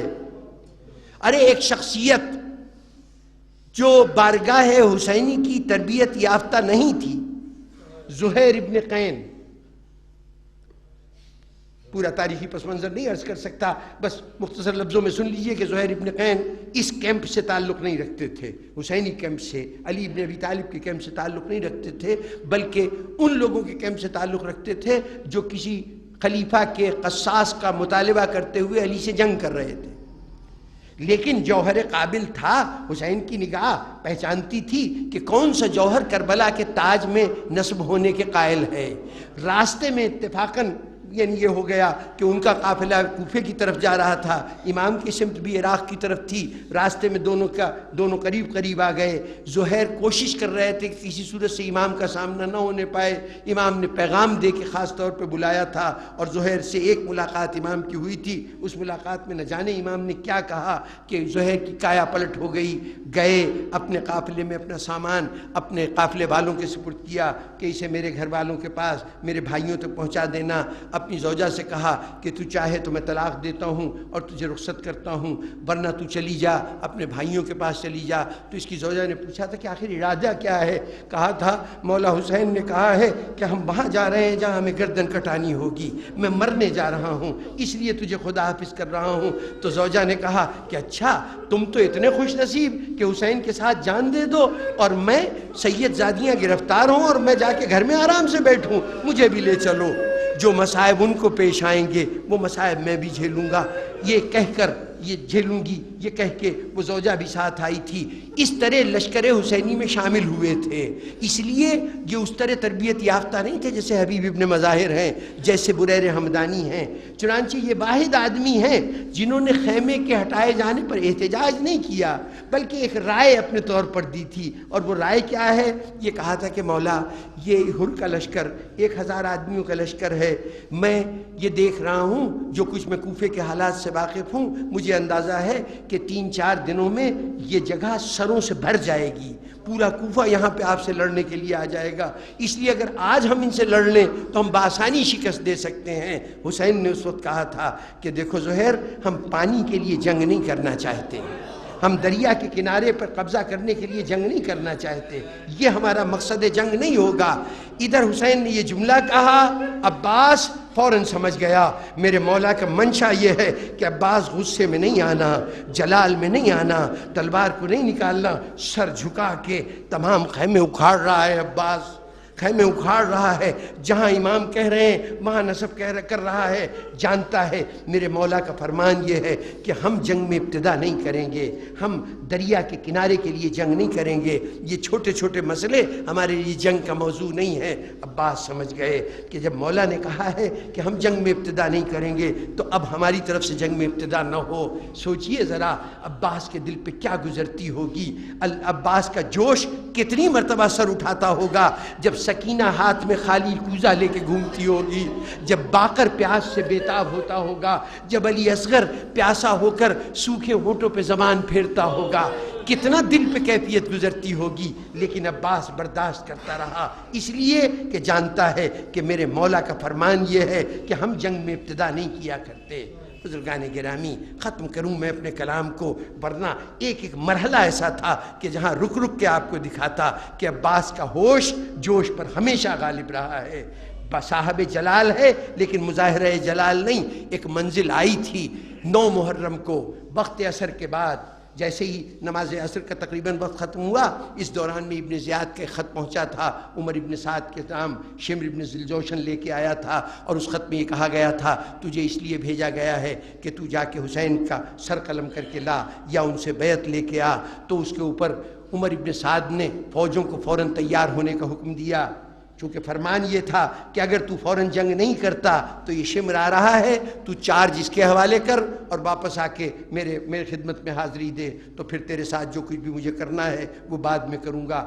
اب اقتدار خطرے میں تھا، چنانچہ جس اقتدار کی خاطر عمر ابن سعد کربلا میں لشکر لے کے آیا تھا وہی خطرے میں تھا، اس لیے اس نے فوری طور پر فوج کو تیار ہونے کا حکم دیا، اور بغیر اعلان کے یہ فیصلہ کیا گیا کہ حسین کے خیموں پہ حملہ کر دیا جائے۔ فوجوں نے بڑھنا شروع کیا چاروں طرف سے، 9 محرم کی بات ہے، فوجوں نے چاروں طرف سے بڑھنا شروع کیا۔ حسین خیمے کے اندر ہیں، عباس پہرے کے اوپر متعین ہیں، باہر پہرا دے رہے ہیں۔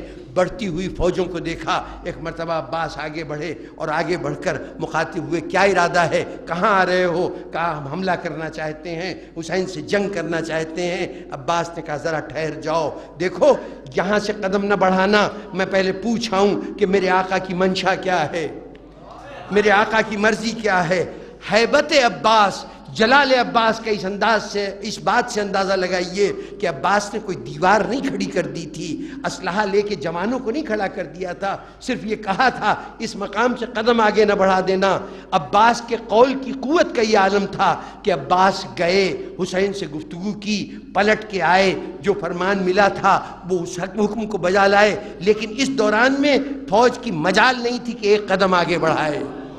یہ جلال عباس تھا، لیکن عباس پلٹا، اور پلٹنے کے بعد آ کے خیمے میں ایک جملہ کہا ہے مولا حسین سے، اور وہ جملہ کیا ہے؟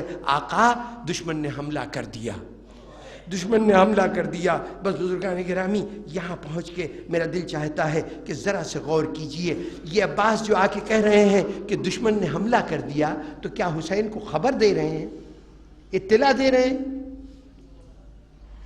جناب والا، وہ جو اس خیمے کی صورتحال یہ تھی کہ عباس سے آنے سے پہلے زینب حسین کے خیمے میں آئی تھی اور آ کے کہا تھا بھیا میں یہ گھوڑوں کے ٹاپوں کی آواز سن رہی ہوں، یہ کیا بات ہے؟ تو حسین نے کہا تھا بہن اب جدائی کا وقت قریب آ گیا، اب ہماری جدائی کا وقت قریب آ گیا۔ تو زینب نے اس پہ کہا تھا بھیا کیا آپ اپنے موت کی خبر دے رہے ہیں؟ اور اس احساس سے کہ بھائی دنیا سے رخصت ہو جائے گا، زینب اتنا روئی تھی کہ غش کھا چکی تھی۔ اس مرحلے پر کہ زینب غش کھا چکی ہے، اب عباس داخل ہوئے اور آ کے کہہ رہے ہیں آقا دشمن نے حملہ کر دیا۔ تو کیا یہ اطلاع دینے آئے ہیں؟ اطلاع تو پہلے پہنچ چکی ہے، خیمے کے اندر زینب آ کے یہ بات بتا چکی ہے اور حسین خود بھی باخبر ہیں۔ عباس اطلاع دینے نہیں آئے، تاریخ نے جملہ نقل کیا ہے، لہجہ نقل نہیں کیا۔ عباس کا جملہ نقل کیا ہے، لہجہ نقل نہیں کیا۔ اس جملے کو سمجھنا ہے تو اس حوالے سے سمجھیے کہ جب خیمے اٹھائے جا رہے تھے، زہیر کو جواب دیتے ہوئے حسین نے کہا تھا کہ ہم جنگ میں ابتدا نہیں کرتے، ہم جنگ میں ابتدا نہیں کرتے۔ عباس سمجھ گیا تھا کہ میرے اس وقت ہوش کا تقاضا یہ ہے کہ ہم جنگ کی بات نہ کریں جب تک جنگ کی پہل ادھر نہ ہو۔ اب جب ان کی طرف سے پہل ہو چکی ہے تو عباس یہ اطلاع دینے نہیں آئے کہ دشمن نے حملہ کر دیا ہے، بلکہ اجازت لینے آئے ہیں، مولا اب تو آپ کی مصلحت اجازت دے گی نا کہ عباس ان کو سبق سکھا دے؟ اب تو عباس کو اجازت ہے نا کہ میدان میں جا کے داد شجاعت دے، لیکن کیا کہنے کہ حسین نے کیا کیا، یہ بتانا تھا میرا یہ مجاہد، میرا یہ صاحب جلال بھائی محض صاحب جلال نہیں ہے، یہ جہاد اصغر نہیں، جہاد اکبر بھی کر سکتا ہے، یہ دوسروں پر فتح بعد میں حاصل کرتا ہے، اپنے اوپر فتح پہلے حاصل کرتا ہے۔ چنانچہ کیا کیا امام نے کہا بھیا اتنا کرو کہ جا کے ان سے کہو کہ ایک رات کے لیے ٹھہر جائیں، ایک رات کی مہلت چاہیے کہ جس میں ہم اللہ کی عبادت کر لیں، یہ جنگ کے لیے ایک رات کے لیے رک جائیں۔ دیکھیے یہ کہنا کہ جنگ کے لیے ایک رات کے لیے رک جاؤ ایک طرح کی درخواست ہے جو مقابل کی فوج سے کی جائے گی۔ عباس جو اتنے جلال میں آیا ہے کہ ابھی اجازت ملے تو میں ان کو ان کی بزدلی کا سبق سکھاؤں، اس سے حسین کہہ رہے ہیں جنگ نہیں کرنی، جا کے تمہیں ان سے بات کرنی ہے، ایک رات کے لیے رک جاؤ۔ کتنا جذبات کا خون ہوا ہوگا، کتنا غصے کے اوپر یعنی پانی پڑا ہوگا، کس طرح سے اس جذبے کو قابو میں لائے ہوں گے عباس۔ میں کہوں گا مولا علی دشمن کے سینے سے اتر جانا آسان ہے، لیکن اس موقع پر عباس کا جنگ نہ کرنا بڑا مشکل کام ہے، لیکن کیا کرے عباس، جوش کا پیکر ہے عباس، یہ ہوش کی علامت نہیں ہے، جوش کا پیکر ہے، یہ ہوش کا پیکر ہے عباس۔ چنانچہ بزرگان محترم عباس نے جا کے بات کی، اور پھر یہ ہوش اس وقت انتہا کو پہنچ گیا کہ جب سکینہ نے لا کے مشکیزہ دیا، مشکیزے کی ذمہ داری تھی، دل چاہا ہوگا عباس کا کہ تلوار نیام سے نکالیں، لیکن حسین نے ایک ہاتھ میں مشکیزہ پکڑایا، دوسرے ہاتھ میں علم پکڑایا، اور اس کے بعد جب مشکیزہ کندھے پہ ڈال چکے تو حسین نے نیزہ پکڑا دیا۔ عباس تلوار سے جنگ نہیں کرنی، نیزے سے دشمن کو صرف اپنے سے دور رکھنا ہے، تمہیں دفاع کرنا ہے، جنگ نہیں کرنی۔ اب یہ ایک تفصیلی بحث ہے، تلوار جارحیت کا ہتھیار ہے، اس سے دشمن کی جان لی جاتی ہے، نیزہ جان لینے کا نہیں، نیزہ دفاع کا ہتھیار ہے، اپنے آپ کو دشمن کے حملوں سے بچانے کا۔ طویل ہوتا ہے نا، دشمن کو دور رکھا جائے کہ وہ تلوار کا وار نہ کر سکے۔ حسین نے عباس کو میدان میں بھیجا ہے تو ہاتھوں کو زنجیروں میں جکڑ کے بھیجا ہے، علم بھی ایک زنجیر ہے، مشکیزہ بھی ایک زنجیر ہے، نیزہ بھی ایک زنجیر ہے۔ اس عالم میں عباس گیا، دنیا سے چلا گیا عباس، لیکن عباس کو اپنے جوش کا مظاہرہ کرنے کا موقع نہیں ملا، جوش کا مظاہرہ کرنے کا موقع نہیں ملا، اور یہی وجہ ہے کہ آج بھی عباس کے مزار پہ سب سے زیادہ جلال ہے، ہیبت ہے، لیکن یہ نہیں کہا گیا کہ تم میرے دشمنوں کی جان لیتے رہنا۔ آج بھی فریضہ کیا ہے عباس کا؟ باب الحوائج ہے، حاجت مند آئے حاجتیں پوری کرتے رہنا، جلال کا مظاہرہ نہ کرنا۔ زندگی بھی ہوش تھی، اور وہ زندگی جو بصورت شہادت ہے وہ بھی تمام تر ہوش ہے۔ اسی ہوش کے مرحلے پر ایک جملہ کہہ کے آپ کی زحمتیں تمام کروں۔ عباس کا دنیا سے جانا بہت بڑا واقعہ تھا۔ کربلا میں حسین کے خیموں میں عباس کا جانا اتنا غیر معمولی سانحہ تھا کہ اس کا تذکرہ باقاعدہ تاریخوں میں ہوا ہے۔ جتنے شہید میدان میں گئے ہیں نا لڑنے کے لیے، لشکر عادہ کے راویوں نے یہ روایت کی کہ جب حسین کے خیمے سے کوئی مجاہد نکلتا تھا لڑنے کے لیے تو حسین کے خیموں میں رونے کی صدا بلند ہوتی تھی، خاص طور پر جس خیمے سے وہ مجاہد نکلتا تھا اس خیمے میں موجود خواتین کے رونے کی آواز آتی تھی، بچوں کے رونے کی آواز آتی تھی، اس طرح سے۔ اور جب وہ اس کی لاش آتی تھی تو پھر ایک مرتبہ کچھ آہیں اور سسکیاں سنائی دیتی تھیں، پھر سناٹا طاری ہو جاتا تھا۔ ہوتے ہوتے ایک ایسا مجاہد میدان میں جانے لگا کہ جس مرحلے پر حسین کے خیموں میں کوہرام بپا ہو گیا۔ کیفیت یہ تھی کہ جب وہ نکلنے کی کوشش کرتا تھا پردہ اٹھایا جاتا تھا خیمے کا، ابھی پردہ اٹھتا تھا پھر پردہ گر جاتا تھا، پھر وہ پردہ اٹھتا تھا پھر پردہ گر جاتا تھا۔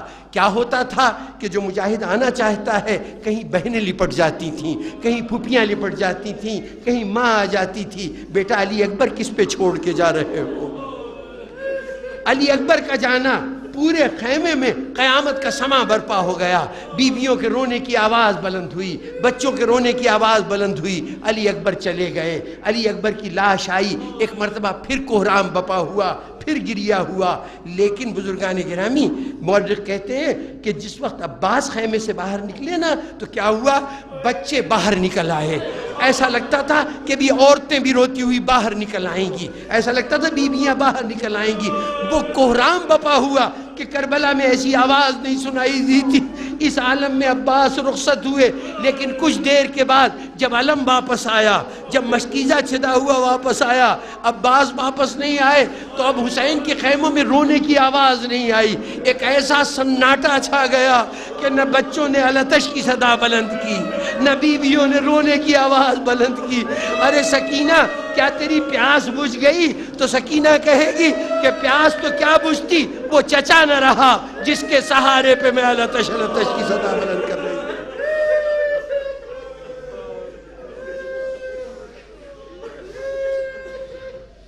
سیالہ الذین ظلموا ایام انقلبوا ینقلبون.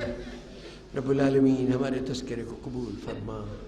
یا اللہ ہمارے گناہان صغیرہ و کبیرہ کو معاف فرما, ہمارے تمام مرحومین کی مغفرت فرما. رب العالمین بالخصوص جس مومن کے ایصال ثواب کے لیے اس مجلس کا انعقاد ہوا, پروردگارہ وہ محب آل محمد تھا, وہ عزاداران امام حسین میں شامل تھا, وہ علم عباس کو بلند کرنے والا تھا, وہ حلقے میں کھڑا ہو کر نوحہ پڑھنے والا اور ماتم کرنے والا تھا. رب العالمین اس ہوش کی علامت کا مظاہرہ کرنے والے عزادار کو قیامت کے دن ان لوگوں میں محشور فرما جن کی تمام زندگی ہوش و شعور کی حالت میں گزری ہے. رب العالمین اس کو محبان آل محمد میں محشور فرما, اس کو عزاداران امام حسین میں محشور فرما. رب العالمین حاضرین مجلس کی اور جتنی حاجتیں ہیں ان سب کو اپنے فضل خاص سے پورا فرما دے, چاہے ان کا تعلق اس دنیا سے ہو, چاہے ان کا تعلق آخرت سے ہو. دنیا میں یہ اپنی ضرورتوں کے پورے ہونے کے طلبگار ہیں, اپنی خواہشات کی تکمیل چاہتے ہیں. پروردگارہ تیرے سوا اس دنیا میں بھی ان کا کوئی سہارا نہیں اور آخرت میں بھی ان کا کوئی سہارا نہیں. رب العالمین ان کی حاجتوں کو اس مرحلے سے پہلے پورا کر دے کہ یہ مجبور ہو جائیں اور دنیا کے سامنے اپنے ہاتھ پھیلائیں, اس لیے کہ جس در سے وابستہ ہیں اس در کی وابستگی کا تقاضا یہ ہے کہ ان کا ہاتھ پھیلے تو صرف ان کے سامنے پھیلے, کسی اہل دنیا کے سامنے نہ پھیلے. رب العالمین ان کو اپنے دین کے لیے توہین کا ذریعہ بننے سے پہلے ان کی حاجت کو پورا فرما دے. ہمیں جو کچھ عطا فرما محمد و آل محمد کے صدقے میں عطا فرما, اور رب العالمین ہر اس چیز سے ہمیں دور رکھ جو دنیا والے تو دیں لیکن محمد و آل محمد ہمیں ان سے دور رکھنا چاہیں, ہر اس چیز سے ہمیں دور رکھ. پروردگارہ تو اپنی جہاں رحمتوں اور کرم سے ہمیں تو فیض یاب کرنے والا ہے, وہاں رب العالمین دنیا میں جہاں جہاں مومنین ہیں ان سب پر اپنا کرم جاری رکھ, ان سب پر حفاظت فرما. آج کل زمانہ اہل ایمان کے وجود سے سب سے زیادہ ہر دور میں مخالفت کرتا آیا ہے, لیکن آج اہل ایمان کا وجود لوگوں کی نگاہوں میں کھٹک رہا ہے. وہ جو اللہ اکبر کے مقابلے میں اپنی کبریائی کا نعرہ لگاتے ہیں وہ آج ہمیں مٹانے پہ تلے ہوئے ہیں. پروردگار عالم تو ہے کہ جو ان منزلوں سے ہمیں بخیر و عافیت گزارے گا, تو ہے کہ جس کی دی ہوئی طاقت سے ہم ہر مصیبت کا سامنا کریں گے. پروردگارہ ہم مصیبتوں سے نہ تو گھبراتے ہیں نہ مصیبتوں کے آنے پر بے صبری کا مظاہرہ کرتے ہیں. دعا ہے تو صرف اتنی کہ جب مصیبت آئے تو ہمیں مصیبت کا مقابلہ کرنے کی قوت بھی عطا فرما, جب مشکل آئے تو اس مشکل کو حل کرنے کی صلاحیت اور طاقت بھی عطا فرما.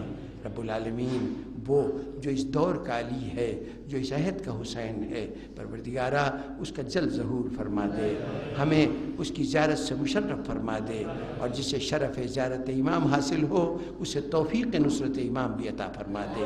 اللہم تقبل منا انکا انت السمیع العلیم. ایک سورہ فاتحہ اور ایک سورہ اخلاص مرحوم کے ایصال ثواب کے لیے.